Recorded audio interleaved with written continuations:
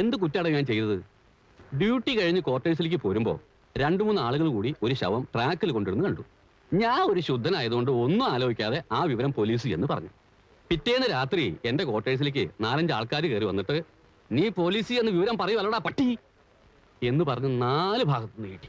ഇടിയെന്ന് പറഞ്ഞാലോ, കിട്ടേണ്ടത് കിട്ടിയപ്പോൾ ഈ കാര്യം മനസ്സിലായി. ആരെങ്കിലും ഒരു ശവം റെയിൽവേ ട്രാക്കിൽ കൊണ്ടുവന്നിട്ടാൽ നമ്മൾ കാണരുത്, ഇനി കണ്ടാൽ തന്നെ പോലീസ് എന്ന് പറയരുത്. ആർക്കെ ചിറ്റിഫണ്ട് ജീവനക്കാരൻ ജനാർദ്ദന്റെ മരണം ആത്മഹത്യയോ കൊലപാതകമോ എന്ന് പത്രങ്ങൾ. അടി കിട്ടിയതിനു ശേഷം ഞാനൊന്നും മിണ്ടാൻ പോയില്ല. അല്ല, നമ്മൾ ഇതിനു മുമ്പ് കണ്ടിട്ടുണ്ടോ? ജനാർദ്ദനെ ആരാ ട്രാക്കിൽ കൊണ്ടിട്ടത്?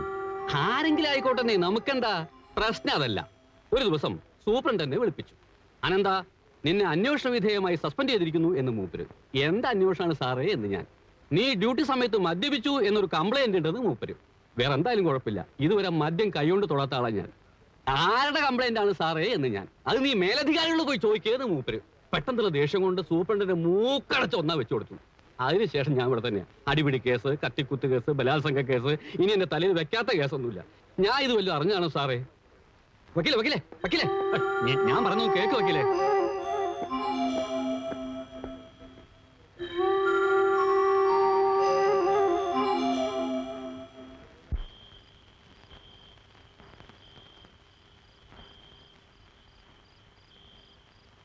വക്കീൽ എന്താ ഒന്നും പറയാത്തത്? എന്തു പറയാൻ? അയാൾ പറഞ്ഞത് ശരിയാണെങ്കിൽ ജനുവിനെ ആരോ കൊന്നതാവില്ലേ? ആവാം. അപ്പോൾ അവരാദ്യം പരാതി കൊടുത്തത് ശരിക്കും സംശയം തോന്നിട്ട് തന്നെ ആയിരിക്കും. പിന്നെന്താ അവർ പരാതി പിൻവലിച്ചത്? പിൻവലിക്കണമെന്ന് തോന്നി കാണും. അപ്പൊ വക്കീലിനതൊന്ന് അന്വേഷിക്കായിരുന്നില്ലേ? അന്വേഷിക്കാൻ ഞാനാര്? CBI ഓഫീസറോ ഡിറ്റക്റ്റീവോ? നേരെ ഒരുപാടായി. വന്നു കിടന്നുറങ്ങാം.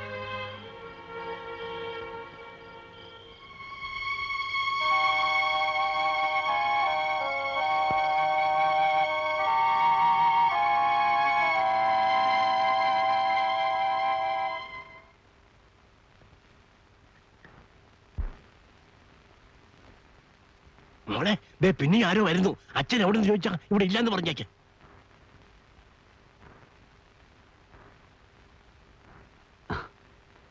എന്താ പറയാം. അതിനു മുമ്പ് ഒരു കാര്യം. ഒരു ശത്രുവിനോടെന്ന പോലെ എന്നോട് പെരുമാറരുത്. ഞാൻ നിങ്ങൾക്കൊരു ദ്രോഹവും ചെയ്യില്ല. നേരിട്ട് പരിചയമില്ലെങ്കിലും ജനു പറഞ്ഞ് നിങ്ങളെയൊക്കെ എനിക്കറിയാം.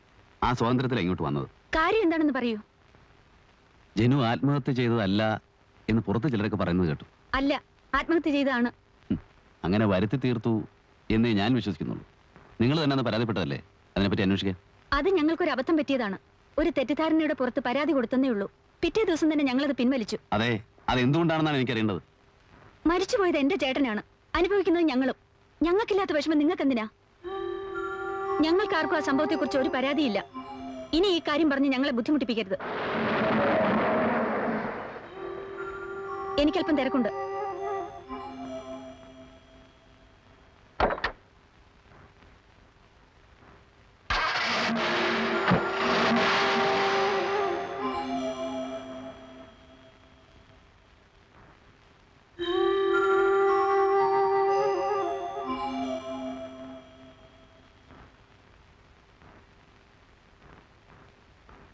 ഇതിലേതാ പ്രിന്റ് ചെയ്യണ്ടേ? ഇത് ശരി.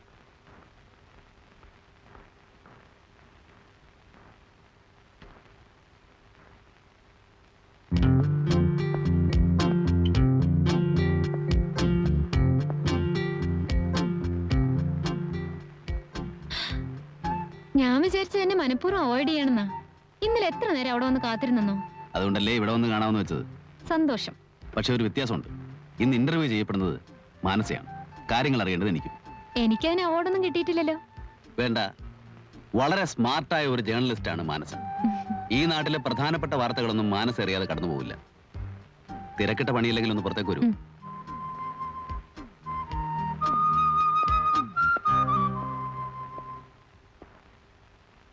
വളച്ചു കെട്ടാതെ കാര്യം പറയാം. എനിക്ക് ഈ ലോകത്ത് ഒരേ ഒരു കൂട്ടുകാരനെ ഉണ്ടായിരുന്നുള്ളൂ, ജനാർദ്ദന്. കുറച്ചുനാൾ മുമ്പ് അയാൾ മരിച്ചുപോയി. ഞാനപ്പോൾ ജയിലിലായിരുന്നു. ആത്മഹത്യയാണെന്നായിരുന്നു കേട്ടിരുന്നത്. പക്ഷേ ഇപ്പൊ കിട്ടിയ സൂചനകൾ വെച്ച് നോക്കുമ്പോൾ ജനുവിനെ ആരോ കൊന്നതാണ്. പോലീസ് അന്വേഷണം ഉണ്ടായില്ലേ? ജനുവിന്റെ ബോഡി ട്രാക്കിൽ കൊണ്ടുപോയിടുന്നത് കണ്ടു എന്ന് പോലീസിൽ റിപ്പോർട്ട് ചെയ്ത ഗ്യാങ്മാൻ ഇപ്പോൾ സസ്പെൻഷനിലാണ്. കൊലപാതകമാണെന്ന് പരാതിപ്പെട്ട ജനുവിന്റെ വീട്ടുകാർ പിന്നീട് നാവ് ഉയർത്തിയിട്ടില്ല. വലിയ കൈകളാവണം പുറകിൽ. അന്ന് ഏതോ ഒരു പത്രത്തിൽ കൊലപാതകമാണെന്ന് പറഞ്ഞ് വിശദമായ ഒരു റിപ്പോർട്ട് വന്നിരുന്നതായി വക്കീൽ പറഞ്ഞു. ആ പത്രവും തപ്പിയെടുക്കാൻ മാനസിക് എന്നെ സഹായിക്കാമോ? ജനാർദ്ദനൻ അല്ലേ? അതെ. പത്രം ഏതാണെന്ന് നമുക്ക് കണ്ടുപിടിക്കാം.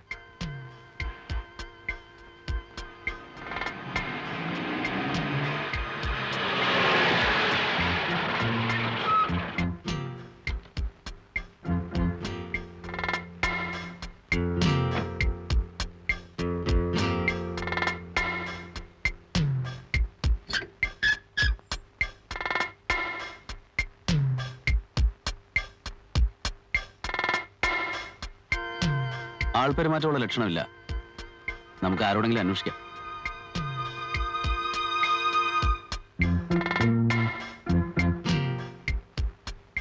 ഹലോ, ആ പത്രത്തിന്റെ ആളുകൾ ഇപ്പൊ എവിടെയാ? സക്രിയ സാറല്ലേ? ആ. അങ്ങേര് പ്രസ്സും പത്രമൊക്കെ നിർത്തി പോയല്ലോ. മുമ്പ് ഇവിടെ അടുത്തായിരുന്നു, ഇപ്പൊ കുറച്ച് ദൂരെ താമസം. സ്ഥലം ഒന്ന് പറഞ്ഞുതരാം.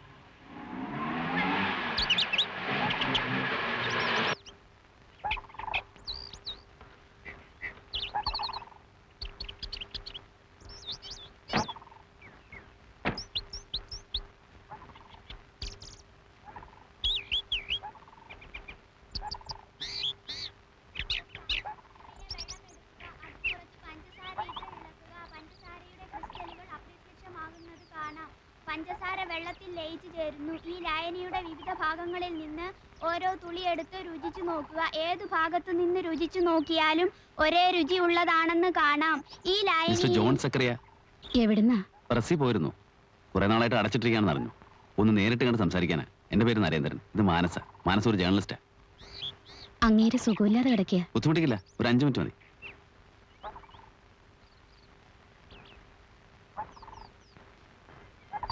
വരൂ. മോനാ കസേരയും എടുത്തോണ്ട് വാ.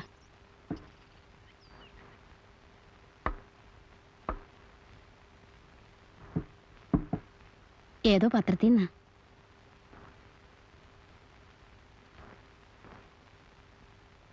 എന്തു വേണം? എന്താ അസുഖം? നിങ്ങൾക്ക് എന്ത് വേണമെന്നാ ചോദിച്ചത്?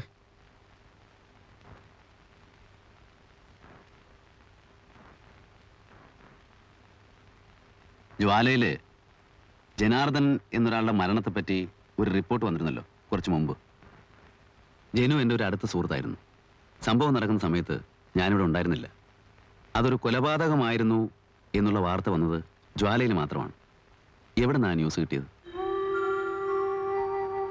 അങ്ങനെ ഒരു ന്യൂസ് എന്റെ പത്രത്തിൽ വന്നതായി എനിക്ക് ഓർമ്മയില്ല. വന്നു സർ, പത്രം എന്റെ കയ്യിലുണ്ട്. വേണ്ട, എനിക്കത് കാണണ്ട.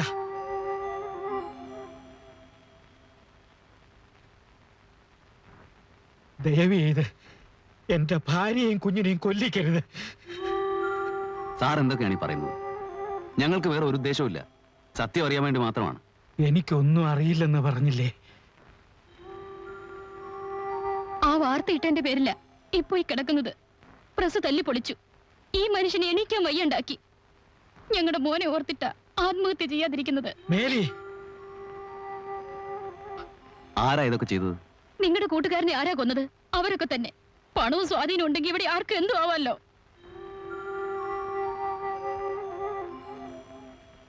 ഭയപ്പെടണ്ട. ഞാൻ അറിയുന്നതുകൊണ്ട് ഒരു അപകടവും വരില്ല. ആരാ നിങ്ങളെ ഉപദ്രവിച്ചത്?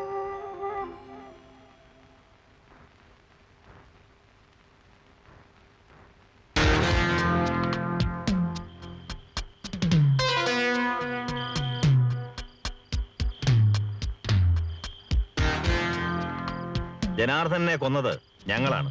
അവനെ മാത്രമല്ല, ഞങ്ങൾക്ക് മാർഗതടസ്സം സൃഷ്ടിക്കുന്നവൻ ആരായാലും അനുഭവം അതായിരിക്കും. പക്ഷെ തന്റെ പത്രത്തിൽ കൂടുള്ള പബ്ലിസിറ്റി ഞങ്ങൾക്ക് വേണ്ട. അയ്യോ, അയ്യോ,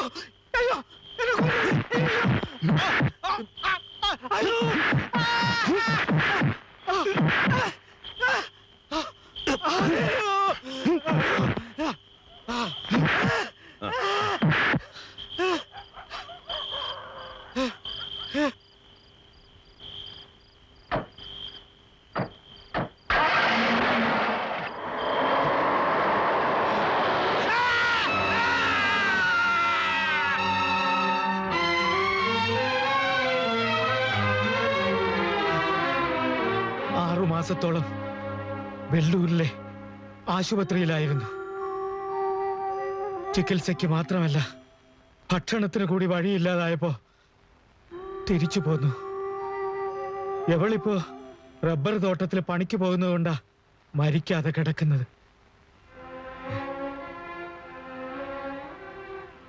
പിന്നെ വരാം.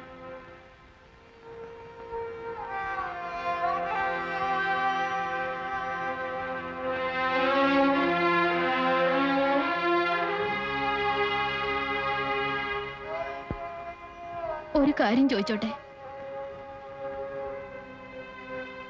ചികിത്സയ്ക്കും മരുന്നിനും ഒക്കെ നിവൃത്തിയില്ലാത്തവരെ പറ്റി പത്രത്തിൽ എഴുതിയാല് വല്ല പ്രയോജനം ഉണ്ടാവുമോ? ശരിക്കും വഴിമുട്ടിപ്പോയി, അതുകൊണ്ടാ. Mary,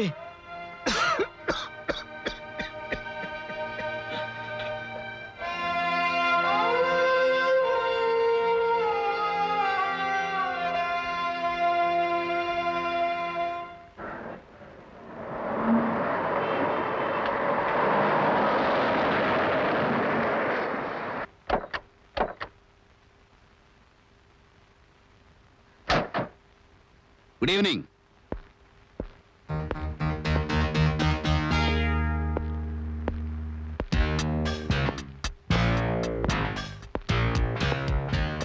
mister Nambiar. Yes. Mister Jaleel.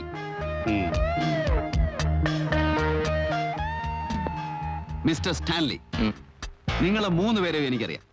എന്റെ പേര് ബെൻ നരേന്ദ്രൻ. കാറുകളൊക്കെ ഒന്ന് നോക്കാമെന്ന് വിചാരിച്ചിറങ്ങിയതാ. സഞ്ചരിക്കാൻ ഒരുപാട് ദൂരമുണ്ട്, സമയമാണെങ്കിൽ വളരെ കുറവും. കാണാം.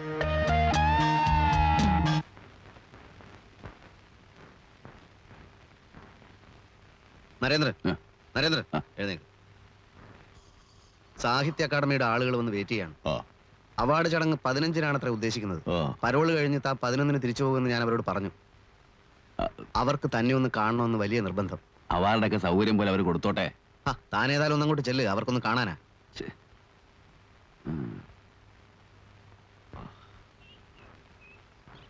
നമസ്കാരം. നമസ്കാരം. തിരക്കിനിടയിൽ നേരത്തെ വന്ന് കാണാൻ സാധിച്ചില്ല. ഈ വർഷത്തെ ഏറ്റവും വലിയ അട്രാക്ഷൻ മിസ്റ്റർ ബെൻ നരേന്ദ്രനാണ്. നമ്മുടെ സ്ഥിരം കാഴ്ചപ്പാടുകൾക്കേറ്റ കനത്ത ഒരടിയാണ് ശരണാലയം. ഞങ്ങളുടെ ഹൃദയം നിറഞ്ഞ അഭിനന്ദനങ്ങൾ. Thank you. ആട്ടെ, ഈ പരോളിന്റെ കാലാവധി കുറച്ച് നീട്ടിക്കിട്ടാൻ വല്ല വഴിയുണ്ടോ? അത് നടക്കില്ല. ചടങ്ങ് നടക്കട്ടെ, എന്റെ കാര്യം പ്രശ്നമാക്കണ്ട. അത് പ്രശ്നമാണ്. ഈ വർഷത്തെ ചടങ്ങ് ബെന്നിന് വേണ്ടിയുള്ളതാണ്. എനിക്കിപ്പോ എന്ത് ചെയ്യാൻ പറ്റും? പരോള് കഴിയുന്നത് എന്നാണെന്ന് ഞങ്ങൾക്കറിയില്ലായിരുന്നു. എന്തായാലും ബെന്നുണ്ടായേ പറ്റൂ. ഒരു കാര്യം ചെയ്യാം, 11-നാണല്ലോ തിരിച്ചു പോകുന്നത്. 11-ന് മുൻപ് ഫംഗ്ഷൻ നടത്താൻ ഞങ്ങൾ തീവ്രമായ ശ്രമം നടത്താം. അത് വേണോ? വേണം. ഞങ്ങളുടെ ജനങ്ങളുടെ ആവശ്യമാണ്. ഇനി വൈകുന്നില്ല, ഞങ്ങൾ എത്രയും പെട്ടെന്ന് കാര്യങ്ങളിലേക്ക് നീങ്ങട്ടെ. ഫോൺ ചെയ്യാം. ആയിക്കോട്ടെ. 11-ക്കോ? മനസ്സടിച്ചു വിളിക്കുന്നു. അത് ശരി. ആ. വേറെ ആളുകളെ കവർ ചെയ്ത് തുടങ്ങിയോ? ഞാൻ റിപ്പോർട്ടേഴ്സിനെ അയക്കാം. 2 പേരെ അയക്കാം. എന്താ നിന്റെ ഭാവം? എന്താ ഇതൊക്കെ? വളരെ ഇമ്പോർട്ടന്റ് ആയിട്ടുള്ള മാറ്ററാണ് സാർ ഇത്. ഞാൻ നേരിട്ട് കണ്ട് മനസ്സിലാക്കിയതാ. ജനാർദ്ദന്റെ മരണം ഒരു കൊലപാതകമാണെന്ന് ആദ്യം റിപ്പോർട്ട് ചെയ്ത ആളാണ് ഈ ജോൺ സക്രിയ.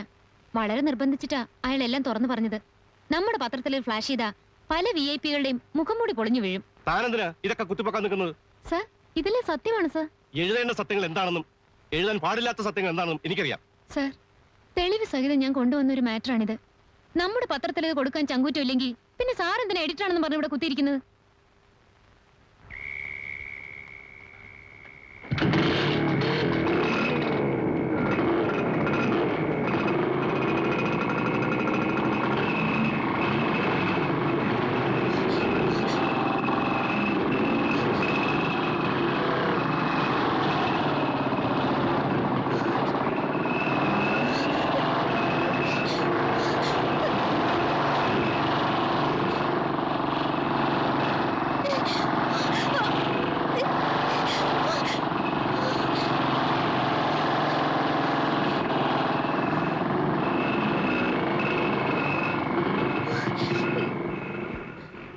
എന്താ മനസ്സേ?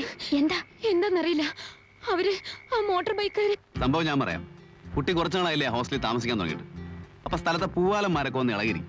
അയ്യോ, അങ്ങനെയൊന്നും അല്ലെന്നേ. ഞാൻ പറയട്ടെ, അതിൽ കുറച്ചുപേർ ചേർന്ന് കുട്ടിയെ തട്ടിക്കൊണ്ടുപോയി ഏതെങ്കിലും ഒരു സംഭവം നേരി കണ്ടിരുന്നെങ്കിൽ ഇങ്ങനെ ഒരു സംശയം ഉണ്ടാവുമായിരുന്നില്ല. I am very sure they try to kill me. എന്തിന്? അതാണ് എനിക്ക് അറിഞ്ഞുകൂടാത്തത്.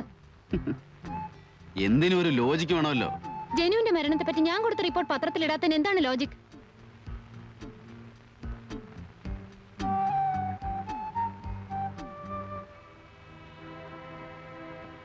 ജനുവിന്റെ അനിയത്തിയാണല്ലോ അത്.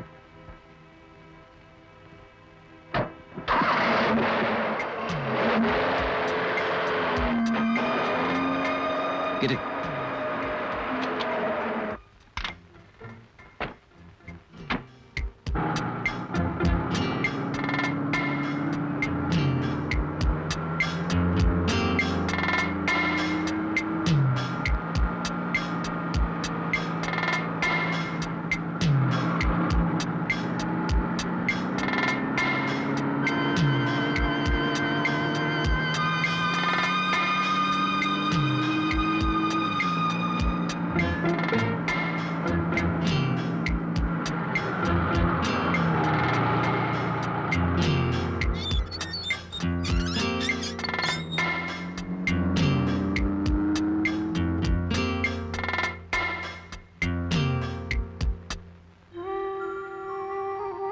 ഇതേതാ സ്ഥലം? ഇത് ആർ.കെ. നമ്പ്യാരുടെ ഗസ്റ്റ് ഹൗസ് ആണല്ലോ. ഇവൾക്കെന്താ ഇവിടെ കാര്യം? ഇവിടെ ആരെങ്കിലും താമസമുണ്ടോ? അറിയില്ല. എന്തൊക്കെയോ പ്രശ്നങ്ങളുള്ള ഒരു സ്ഥലമാണിതെന്ന് കേട്ടിട്ടുണ്ട്. പകലൊന്നും ഇവിടെ ആരെയും കാണാറില്ല. പക്ഷെ രാത്രി പലപ്പോഴും ഒരുപാട് കാറുകൾ കാണാം. ശരിക്കും എന്തൊക്കെയാണ് ഇവിടെ നടക്കുന്നതെന്ന് അറിയില്ല.